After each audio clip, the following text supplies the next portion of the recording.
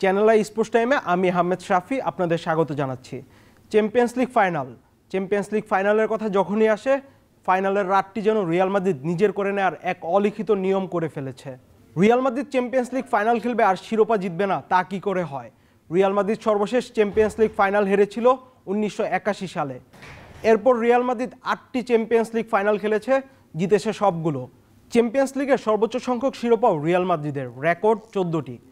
তবে এবার চ্যাম্পিয়ন্স লিগে মাদ্রিদের প্রতিপক্ষ বরুসিয়া ডর্টমুন্ড, যারা এই চ্যাম্পিয়ন্স লিগে বেশ শক্তিশালী দল। সেমিফাইনালে পিএসজিকে হারিয়ে ফাইনালে উঠেছে ডর্টমুন্ড। ফুটবল ভক্তরা এক জমজমাট লড়াইয়ের অপেক্ষায়। গোল পোস্টের নিচে কোর্তোয়া সময়ের অন্যতম সেরাদের একজন, তবে চলতি মৌসুমে বেশিরভাগ সময় চোট নিয়ে মাঠের বাইরে ছিলেন তিনি। অন্যদিকে কোর্তোয়ার অবর্তমানে রিয়ালের গোল পোস্টের নিচে দাঁড়িয়ে নিজেকে প্রমাণ করেছেন আন্দ্রে লুনি।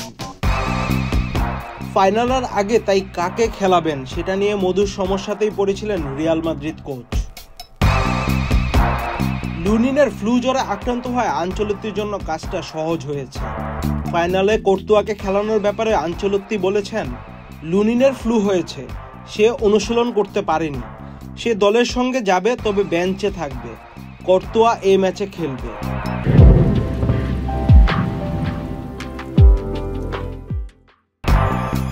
চ্যাম্পিয়ন্স লিগের ইতিহাসে কোচ হিসেবে এককভাবে সর্বোচ্চ 4 বার শিরোপা জিতেছেন আনচেলত্তি।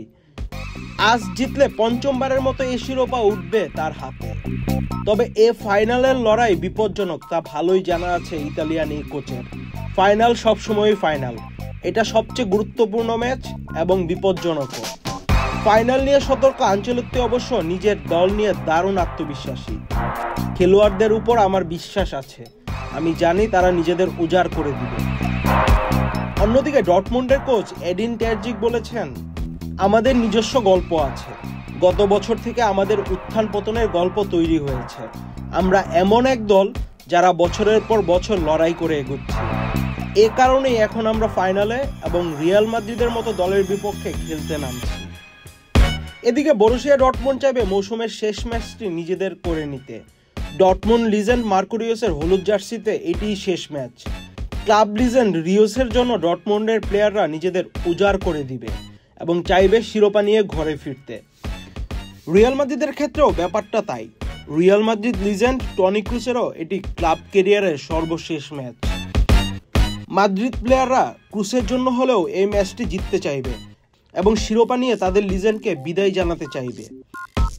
চ্যানেল স্পোর্টস টাইমে আজ এ পর্যন্তই। আমাদের কমেন্ট সেকশনে আপনারা কমেন্ট করে জানাতে পারেন চ্যাম্পিয়ন্স লিগের ট্রফি কে জিততে যাচ্ছে।